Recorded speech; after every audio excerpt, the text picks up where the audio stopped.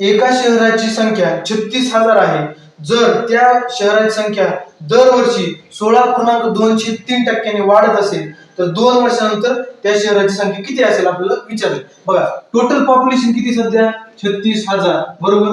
आणि इन्क्रीज वाढ किती किती नव्हती त्याची 16.203% होती. आपले टाइम पिरियड दिला मित्रांनो 2 वर्ष. म्हणजे 2 वर्षानंतर किती पॉप्युलेशन असणार आपल्याला विचारलं. याचा आपण अपूर्णांकामध्ये रूपांतर करून घ्या. किती किती येईल बघा 16 48 2 50 50/3 त्याला 100 ने भागितलं तर अजून बघा आपण करू 50/3 गुणिले 100 50 × 50 50 × 100 म्हणजे किती 3 2 6 म्हणजे 1/6 आहे. आता याचा अर्थ काय असतो बघा.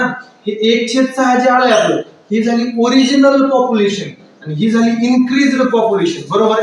तर बघा आता आपल्याला 2 वर्षाचं काढायचं.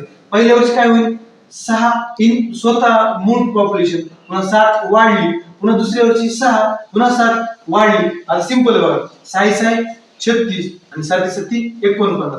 आता मित्रांनो ही झाली ओरिजिनल पॉप्युलेशन ही झाली वाढलेली लोकसंख्या. आपली ओरिजिनल किती 36,000 36 बरोबर 36,000 आहे बरोबर. तर 49 बरोबर किती असणार 49,000. सिंपल. धन्यवाद.